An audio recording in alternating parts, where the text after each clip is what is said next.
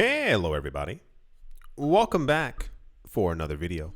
Hope you're all doing fantastic. I hope you're having the best day of your entire life and that you're all doing well. And without further ado, let's jump right into it. In news that made the world stop turning for some odd reason, Robinhood, the widely used trading and investment platform that, remember, back in 2020 and 2021 was the most important and popular thing that we ever had within the cryptocurrency space, has been identified as the third largest holder of Bitcoin on the planet, apparently, having roughly around $3 billion in Bitcoin. The revelation came from the wallet data provided by Arkham Intelligence and places Robinhood only behind Binance and Bitfinex, which hold $6.4 billion and $4.3 billion worth of Bitcoin. There's a lot of weird stories for this one. When I said back in 2020 and 2021, for those of you who were not here, I know that I say that sentence quite often, but the cryptocurrency space has been ridiculi, that's multiple ridiculouses, for a very long time. So back in 2020, 2021, the idea was that Robinhood had not listed, was it Dogecoin? I want to say it was Dogecoin and like two other coins. And we used to have something called the Coinbase effect, where basically if Coinbase listed any coin, that coin would skyrocket by like 940% just because it got listed on Coinbase, as if Coinbase was the best thing in the entire world. And then for some reason, we got into the situation where anytime that Robinhood was breathing heavily walking down the street because it had been walking for too long and announced that they were going to be listing a cryptocurrency, that coin completely lost its mind. Was it Dogecoin? I want to say it was Dogecoin. Part of my problem inherently, no, it wasn't Dogecoin. It was something else. It was definitely something else. Was it Shiba Inu? Does anyone remember? Point of the matter is, they announced, people were trying to form a petition to get Robinhood to list the coin, whatever the coin might have been. It got listed on Coinbase. It was listed on Binance. It got listed on Kraken. I think it got listed on OKX and like 4 other places. The coin's price didn't move. It just simply did not budge. And then it got listed on Robinhood, and everyone was acting like this coin was going to change. What coin was it? It was going to be the best thing in the entire world. And I was like, okay, cool. It's just Robinhood. It's not the biggest platform on the planet, but for some reason everyone cared a lot about it. Over the last, I want to say 2 weeks, there's a lot of different companies who track stuff on the blockchain. Arkham Intelligence, Glassnode, what's the other one? The other one who also like checks transactions and it's like whale transactions. And it began to pop up that there was a wallet that had like $2.1 billion worth of Bitcoin. Came out of nowhere. Everyone was losing their mind. 2.7 billion. Where's all the Bitcoin coming from? And then it got to $3 billion and people kind of lost it. The general idea that was popping up about a week ago was that it must belong to BlackRock, which seemed completely likely, as you know, who's accumulating $3 billion worth of Bitcoin out of nowhere. It has to be the company that's worth $11 trillion. That would make a lot of sense. Nope. Apparently, it belongs to Robinhood, which then leads me to the discussion. One, that's a lot of Bitcoin to be accumulated in one wallet in a very short amount of time. And two, that's a lot of Bitcoin that can no longer be in the hands. Anyway, I'm just throwing it out there that, it says for months, the cryptocurrency community has been rife, with speculation regarding the owner of a mysterious Bitcoin wallet that had been accumulating a significant amount of Bitcoin. Theories ranged from potential ownership by financial behemoth BlackRock all the way to Gemini. No one said Gemini. Not once. Gemini was never part of the equation. Gemini was not at any point ever. It was BlackRock. It was Fidelity. People thought it would be JP Morgan or Bank of America, and I was like, that's far, far, far less likely. Gemini was never part of that conversation. However, data provided by Arkham Intelligence has now confirmed that Robinhood is the entity behind the wallet. The trading platform strategically, transferred approximately 118,000 Bitcoin to the wallet over the span of 3 months. Starting from the 8th of March until the 14th of July, the assets are managed by Jump Trading, a crypto trading firm. Robinhood, as of Monday, has not made any comments regarding these holdings. One, that is a little weird. Usually Binance would say like, hey, this is definitely our wallet. Two, is it their trading wallet? Are these the coins that Robinhood themselves holds? Are these the coins that belong to people within their platform? Lot of questions floating around it. But yes, this was incredibly popular news. It does make sense. It's a gigantic Bitcoin wallet. People usually would be interested as to who owns it. That is just simply a thing now within the cryptocurrency space where everybody is so, what's the word? Nosy. Nosy is the word. I was like, what's the word where people don't mind their own business? Nosy. Everyone's very nosy around the world and in the cryptocurrency space. It's the same exact thing. Like whenever there's like any major figurehead within crypto who's like moving money around. Why did this guy move $4 million worth of Ether? Because it's his money and he felt like doing it. So yeah, problem solved. The news has been solutioned. It is Robinhood. Robinhood holds $3 billion worth of Bitcoin. And yes, major news. Okay, let's move on. Also in the news, sure, why not? Pantera Capital, it's like Panthera, but there's no H. A blockchain investment firm has made a bold prediction about Bitcoin's future price. It's not that bold at all. It's actually quite conservative. According to Pantera, the next Bitcoin halving is expected to happen on the 20th of April of next year. It could be earlier, it could be later. The usual idea is that how many transactions are being processed on the Bitcoin blockchain. It is written, air quotes, on a certain block, and when we pass by that block, then the halving will have evaded. If history repeats itself, Bitcoin could rise to $35,000 before the halving and soar to $148,000 afterwards. That's the news. Not joking. That was the mega popular news, is that Pantera Capital put out the idea that Bitcoin is going to rise as we move towards the halving and then go up higher afterwards. And when I say this number is conservative, it's because the lowest price prediction that we got for Bitcoin was 130,000. The highest was 500,000, but who knows if we're going to get there. I think we're going to probably see roughly around a 180 to maybe $200,000 Bitcoin, and then things might get a bit shaky. If we have a Bitcoin ETF, however, of course, things might go a lot higher. We're once again back in the price prediction era, where everyone is talking about where they think that Bitcoin's price is going to go. It's relatively similar back to 2017, which is such a weird year, where I remember at the beginning of the year, people were like, yeah, Bitcoin is probably going to go above $5,000. And I was like, well, I could have told you that one. So people give very conservative numbers just to make sure that they end up being correct. This is usually how it ends up working. For those of you who don't know, from the major companies, they'll simply put out a number and say, well, I think we're going to have a $5,000 Ether. The previous all-time high was like 4,400. So it only needs to go up by $600, which is clearly going to happen. So cool.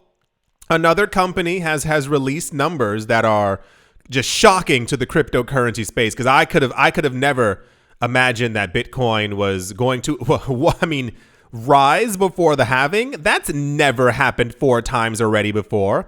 And then go above that after the halving has happened because there's 50% less Bitcoin being made. Well, that's just nonsensical. That would never make any sense. That's the Pantera Capital says that they believe that Bitcoin is going to keep going up. News. And yeah. Let's move on. Also in like cool news, the photo's also very weird. It's a bunch of people cheering, like cheers with their drinks. And sure, despite the ongoing legal complexities with the US SEC and Ripple and its CEO Brad Garlinghouse, he has, however, announced that there is going to be a community celebration for Ripple/XRP on the 29th of September in New York City. You want to talk about popular news? This is it, my friend. While the event is being touted as a proper victory party, they say it's important to note that the legal skirmish is far from over. And then they go to talk about the actual case and the judge who ruled in their favor. They said the legal battle's far from over, and then this is happening, and then Judge Torres. The upcoming victory party then seems to be more of a morale booster and a show of resilience rather than a final celebration of legal vindication. While the event will undoubtedly serve as a rallying point for Ripple's community and investors, it's clear that the community is still navigating a complex legal maze. Well, it's not the community, it's the company and the SEC and the anyway. Everyone's very excited for some reason. Okay, I was gonna say not for some reason. The point is, Ripple has openly announced that apparently the news that I was seeing is that years ago, ? They said that they were going to have some kind of like a Ripple event, a Ripple party. I assume that got sideline tracked because of all the madness that's been happening over the last 3 years. So it does make a lot of sense that they wouldn't have probably had a party over the course of the last couple of years and all these crazy things were happening to the company. However, because of the win against the SEC, that said July. That happened in July. And oh my gosh, that was the 13th of July? July, August. How is time flying so quickly? It feels like this was like 3 weeks ago. Anyway, now they said that they're going to have like an actual celebration. I don't know what it's going to entail. The photo like shows nothing. It literally says NYC September 29th. That could mean anything. I don't know what it's going to look like. But I assume a whole bunch of people will be going and taking videos and photos, so we'll be able to see exactly what happened and all that other stuff. Very popular news. Not joking. It has the word Ripple in it. XRP is there. Garlinghouse is there. Legal victory and save the date party. So hopefully something cool happens. Maybe they'll make an announcement. I doubt it. Who knows? I don't know. I have nothing really more to say about this other than cool, fantastic. If you're there, have fun. If you're not there, YouTube. I don't really know. That's the Ripple victory party. People clinking glasses to show victory news. And yeah. Let's move on.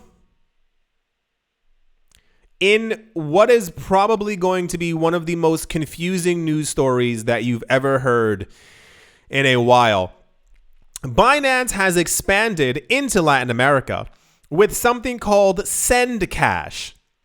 That is send and cash in 9 different countries, aiming to facilitate remittances and cross-border payments. Binance has extended their footprint by introducing something called Send Cash, a new service offering low-cost crypto transfers within the region.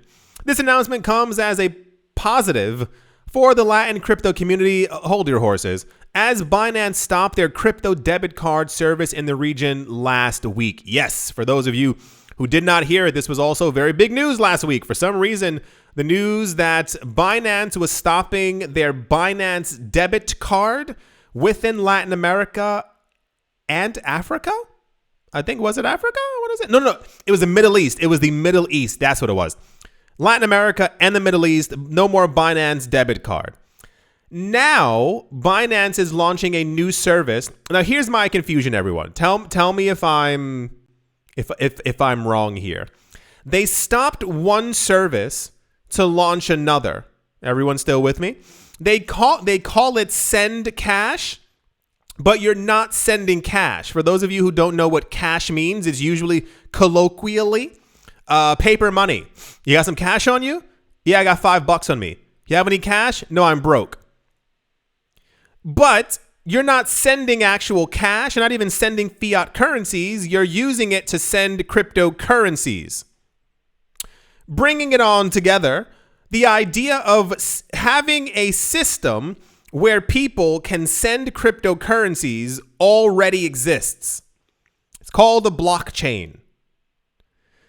People in Latin America and the Middle East, I don't know the laws there. If you know the laws, please do by your country's laws as you should be doing. I would assume that if you can send crypto to me and I can send it to you, why would we need a third-party service called Send Cash when I can send value already? See, it would make sense if this was only for stablecoins. It's not. The idea is for you to be able to send cryptocurrencies from Argentina to Colombia to Chile using Send Cash as a crypto. You would be sending Bitcoin or Ether or XRP through their service. So you have to send it to them. They send it to someone else. That person takes it out of that and then they use it, as opposed to you just sending it directly to your friend and not having to pay any Send Cash fees. See my confusion? Exactly. This was also all over the place. Everyone was talking about this as if this is like some, whoa, they got rid of the other thing to make something new. One of two things has happened. Binance may have, I do not know, maybe lost the rights to have a license to be able to issue debit cards in Latin America and in the Middle East. But it seems a bit weird that they're able to have another payment system where you have to send your money through them to be able to send your cryptocurrencies through their system, as opposed to, you see what I mean? It's like you're not able to sell oranges, but you can sell tangerines. This development amplifies the use of Binance Pay, the company's payment gateway. Oh, it's making sense now. Allowing individuals across the region to send funds to local bank accounts. I get it now. Okay, so the idea is that they were probably, assumption, the debit cards that have been issued to Binance, to Coinbase, to, I think Kraken maybe has one as well. All the major crypto exchanges have, like, you can get a debit card. So you can use your crypto through their service. But I think the fees go to Visa and MasterCard. Therefore, they're issuing the card, you're using the crypto on their platform, but it's also like depleting it's not going through their system anymore. It's going through Visa and MasterCard, who are auto converting it to the local fiat currency. But if you have to use Send Cash, which is from Binance and is being used through Binance Pay, Binance is getting all of the fees that would have otherwise gone to Visa and MasterCard. I think I just got it. Yeah, it's always money. The idea is always money. Initially, the feature will only be available for recipients within Colombia and Argentina, but it soon will be rolled out to 7 other countries as well. Here's the tweet for it right here. There's a stick figure with terrible posture running into a glass wall. Is this a phone? There's like a big Mario coin. It looks like a phone booth, like one side of the phone booth. Like you have to walk inside of it to use the phone. But do phone booths still exist? I'm not really sure. The feature will be available in Colombia, Honduras, Guatemala, Argentina, Costa Rica, Paraguay, the Dominican Republic, Panama, and Mexico, operating in conjunction with regulated transfer processing providers. Very big news. Quite popular. My confusion is still abound because this has nothing to do with cash. They called it Send Cash. I don't know why. Is that a popular saying in Latin America? That's not a joke. It's more of a lot of times when companies release a product, it tends to, like, the name of it tends to revolve around something that's like quite commonly said within that country or that people will understand. It's kind of like, you've seen it before, like things in like Japanese or an anime, like you'll wonder why like certain words are in English. It's because like in that region, they may actually say those words directly in English. So maybe in Latin America, like people say like, oh, send cash down the street. I don't know what. Anyway, the point is, cool. Very popular news. This makes absolutely no sense for me. This is on the same exact level as Coinbase's Layer 2 solution. Companies keep releasing things that they bundle in a box as something that is good for you and your family and your friends, as opposed to, I mean, they would not say to simply use the blockchain because then they get no money from it. But another way of them, this is kind of nonsense. I feel like the low cost way for you to send crypto is just by using the actual blockchain itself. You having to put it onto Binance, or rather through Binance Pay, sending it to Quick Cash. Quick Cash is sending it to your friend, and it has to be taken out the other methods. Like there's a lot of, anyway, I would say keep in mind what's happening, but I think, maybe it doesn't really translate the same exact way. A lot of companies are just kind of desperate at this point to try and make extra sources of revenue. This is why we were getting before Coinbase's Layer 2 solution. There was some other news that came out quite recently. They've already made millions of dollars just in fees from people using their actual blockchain. So this is kind of the same thing. It's this like really weird crypto revolution thing, kind of packaged nicely with a really weird bow. But you don't even need the box. You don't need the packaging. You just send the cryptocurrencies yourself. It's the same exact thing with like having to integrate your PayPal, or remember the thing from Visa. Visa a couple of months ago, for those of you who missed it, said that they're trying to integrate Ethereum into their systems. But the integration for them was, if you want to send your Ether safely, send it to Visa. Visa will then send it to the other party. And also, there's also a fourth party in between, as it has to be checked for KYC, AML, anti-money laundering, and stuff like that. Then it gets sent to your friend on the Visa platform, and then they have to take it out from the Visa thing or simply use their Visa card. It's just a way for Visa to like further say like, oh, well, the normal blockchain is so dangerous to go through these extra steps. No, the blockchains are just fine. You can simply just use the blockchain and actually not have to worry about any of these things. But that's the future we live in. So that's Binance has something called Binance Pay. Sure. You probably have already figured out how I feel about it. And it's just an extra way for these companies to get richer. And you don't have to use them because you can already just use the blockchain by itself. Like that's the point. This is why we have Bitcoin. This is why we have crypto, guys. This is why the idea is that Satoshi Nakamoto created a chain that you can do everything on top of. You can do everything that you would normally do with a bank. The Bitcoin blockchain is your bank account. So you can do everything there. You don't the idea of trusting other companies, other parties, that's how you get into financial risk. That is actually worse. That's the problem. Everyone got that? That's the Binance Pay news. And yeah, let's move on. I'm not sure if this was supposed to be revolutionary in some sort of way. Tether, the crypto giant behind Tether, has reportedly found a new banking partner in the Britannia Financial Group. The Tether issuer has been leaning on Bahamas-based Britannia Bank and Trust to process US dollar transfers amid an exodus of traditional financial institutions from the crypto industry. No, that's also complete. Who writes these things? This is also completely incorrect. The idea of you must have seen the news over the course of the last year that there's like an exodus of traditional financial institutions and systems and banks from crypto. No. They've realized that cryptocurrencies are like completely mainstream and they're trying to make their own products. This was the issue that JP Morgan had a couple of years ago when they were trying to make JP Morgan coin. They thought that as JP Morgan, they could make a coin, not a cryptocurrency. Cryptocurrencies are decentralized and anyone can use them. JP Morgan thought that they could make a coin, a token, and then other banks would fall in line and use it.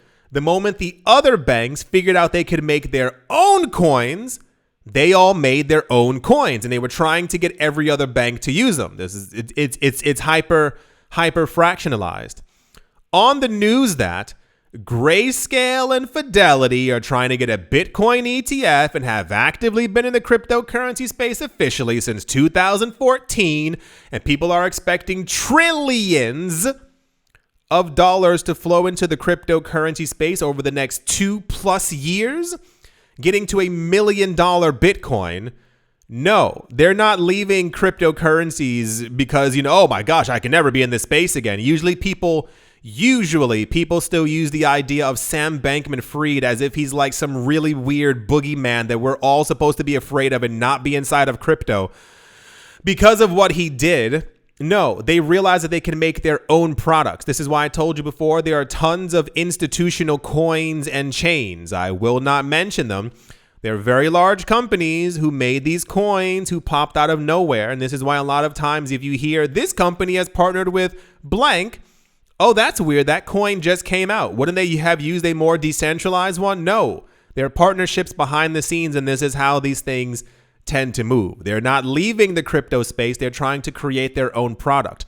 Why would I want to piggyback on top of Binance and maybe make $5 million a year from the fees when I can make my own coin, when I can make my own chain? Why would I want to pay money to Visa when I can make my own system on Binance Pay? That's how it works. Citing people familiar with the matter, Bloomberg recently reported that Tether has added Britannia Bank and Trust to process dollar transfers. The stablecoin giant reportedly asked its customers to send fees to the privately operated bank's accounts within recent months. It says it is unclear when Tether's banking relationship with the bank started. I can only assume it was actually a couple of months ago. This was also popular news, and I didn't joke when I said I couldn't figure out why. I'm not sure if it was because the word Tether was there. Tether's usually quite, for some reason, still controversial within the cryptocurrency space, with people acting like all the lies and rumors that we heard back in 2017 were actually true when they're not. Or if it had to do with the fact that maybe they found a new banking partner. Usually we hear a lot of times, and it all makes sense now, that back in the long ago, there were a number of banks and institutions who did not want to deal with the cryptocurrency space. Wink. And then we found out that, guess what? They were dealing in the cryptocurrency space, and they were trying to make their own cryptocurrency trading platforms. That's where they stopped working with crypto exchanges. If you can cut them off from a bank that they would otherwise need and do your own thing, and you're already a bank, well, guess what? You end up making all the money. It's always money. Never, ever, ever, ever, ever forget that. Anytime you hear that a partnership has ended or a partnership has formed, if it ended, it's because one of the entities believes that they can make more money without the other. If they formed it, it's because everyone's trying to make more money. It is always money. It's a shame, but that's the world that we currently live in. So cool. Tether continues to expand across multiple blockchains. They have a new banking partner in the Bahamas. I think that one should have been nearly self-explanatory, as many companies tend to be doing business in countries that have lower taxation rates, and or it's easier to create companies that are made of shells. Yeah, so cool. Good job, Tether, on expanding your business and doing everything you need to do to make more money, because you're a business. And other stable coins still hate you because you did what they didn't think about doing in the first place, and that was creating a stable coin. Yeah, I do hope that you've all enjoyed this very weird video. I do hope you all are having a great day, great morning, great afternoon, great evening, wherever you are, wherever you might be. I do hope it's absolutely fantastic. Thank you all once again for watching, listening, liking, commenting, and or supporting, and I will most certainly be talking to you all soon. See you.